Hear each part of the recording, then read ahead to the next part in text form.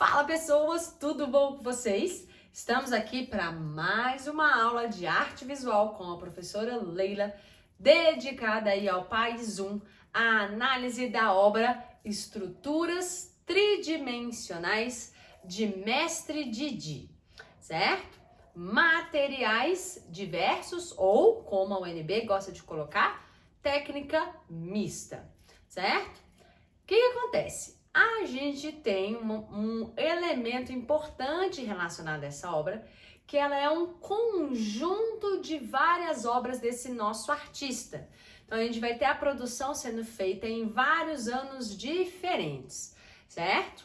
Então, fique ligado que a banca pode cobrar qualquer obra aí do Mestre Didi que seja chamada de estrutura tridimensional, ou seja, que seja uma escultura. Para a gente iniciar, vamos falar da nossa biografia. Descoredes Maximiliano dos Santos vai ser um baiano que vai viver entre 1917 e 2013, certo? Ele vai ser conhecido como Mestre Didi, certo? E ele vai ali com seus 8 anos de idade, vai iniciar o seu culto sacerdotal dentro da linhagem dos Iorubás, certo? Então ele vai ter uma influência, vamos colocar assim, muito forte da tradição africana nas suas obras, por conta dessa sua tradição de sacerdote, certo? Então isso é muito importante pra gente aqui na nossa obra. Tá? Então ele vai ficar muito conhecido por difundir esse culto aí dos Iorubás, certo? Além de ser um grande herdeiro de uma outra linhagem, de uma outra tradição, que é a tradição dos Quetus, certo? Mestre Didi, ele vai publicar inúmeros livros falando sobre a cultura africana, vai fazer várias obras, certo? Vai ter inúmeras exposições sendo feitas, homenagens, então ele vai ser uma pessoa muito importante dentro do universo pra gente aí da nossa cultura africana. Por isso que as suas obras estão selecionadas para nós. Vamos falar então agora, galera, dos materiais. O fato dele ter essa tradição africana enraizado nele, ele vai transpor isso para suas obras, certo? Então, todas as suas obras vão trazer essa linhagem africana. E aí, os nossos materiais, eles vão ser bem diferentes do que a gente está acostumado.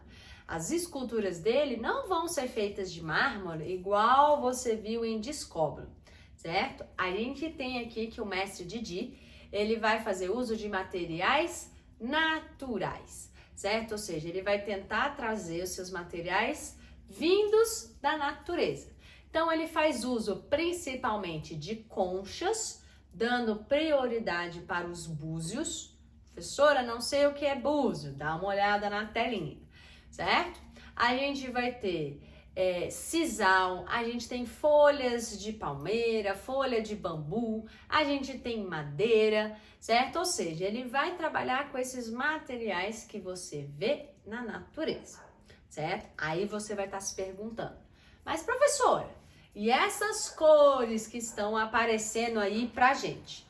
Bom, as cores, ele vai tentar trazer as cores que ele consegue fazer a extração a partir dos frutos, como era feito lá na África, lá no início, né? Ou seja, lá na nossa arte, como a gente chama, que é a arte primitiva. Por favor, galera, não entenda primitivo como sendo uma arte menor, ok? A palavra primitiva, ela traz esse resgate à arte antiga, porque ela era uma arte tecnicamente mais simples, ok?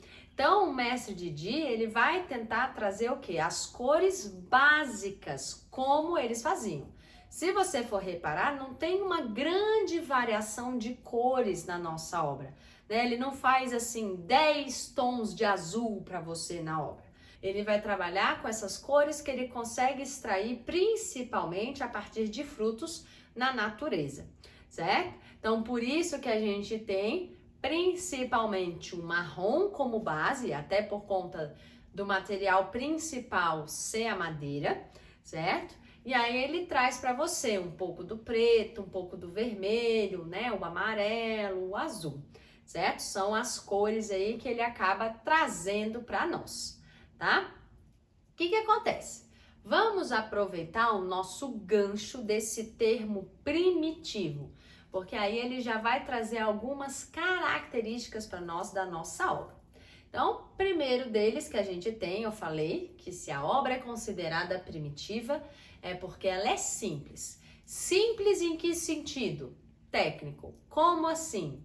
Estou falando que a sua obra é primitiva, é porque ela apresenta cores mais simples e forma mais simples. Então, se vocês observarem as imagens que estão aí na telinha para você, a sua obra ela é extremamente simples. Se você for pegar, por exemplo, Discóbolo, que a gente já viu, dá uma comparada.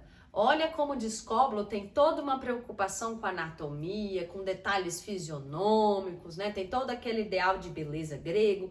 Então você tem muita preocupação com essa parte estética. Já o mestre Didi, o que importa para ele é a essência.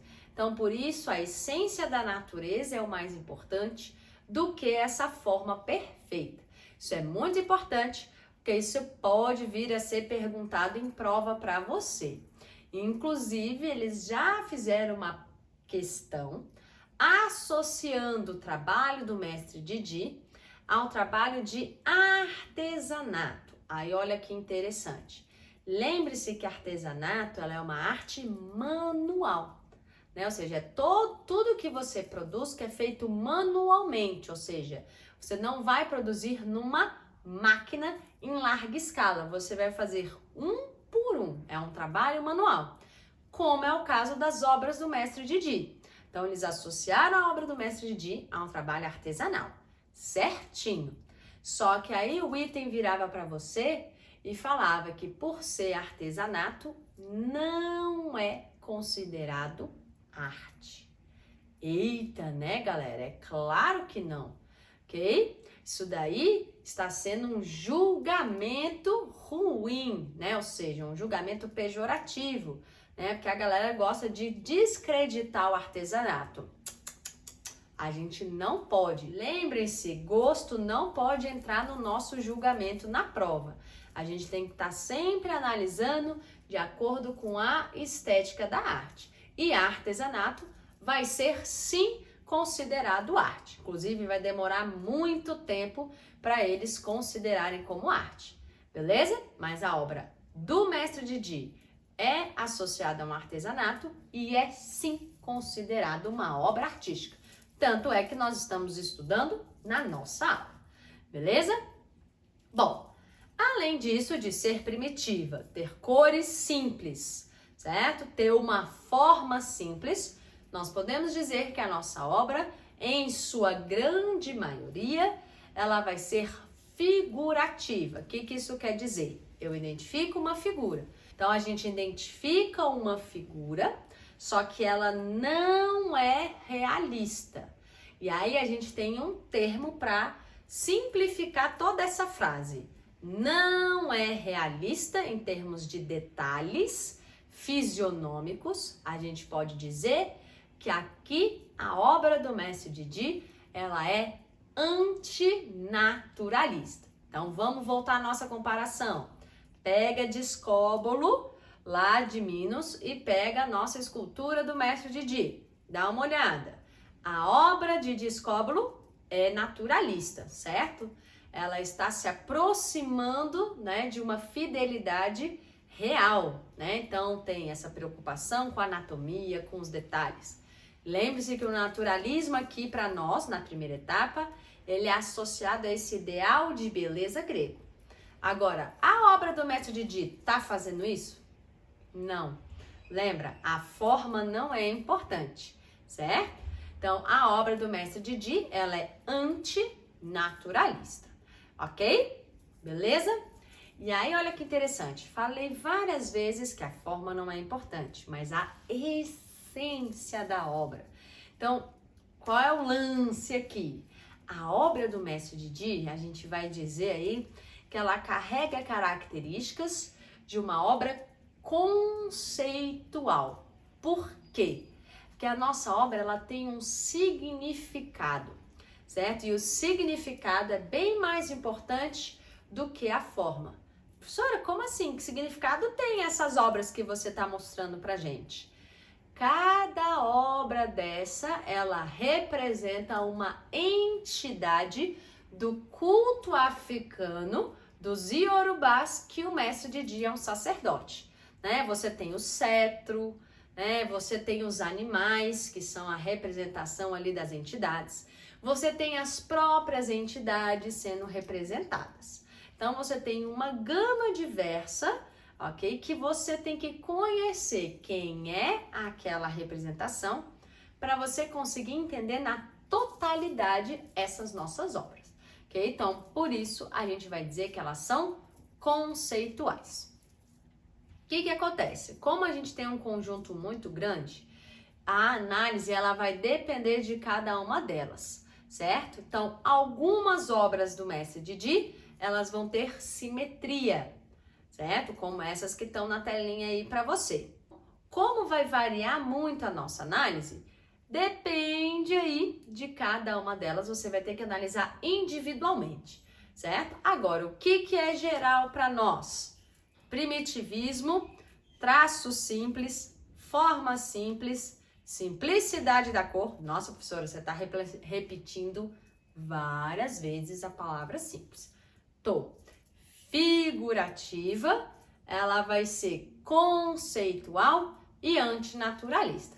Então, essas palavras, elas vão pegar todas essas obras dele, ok? E lembre-se que algumas vão seguir uma ideia muito forte de assimetria e outras elas vão ser simétricas. Depende do que ele está retratando para você, ok?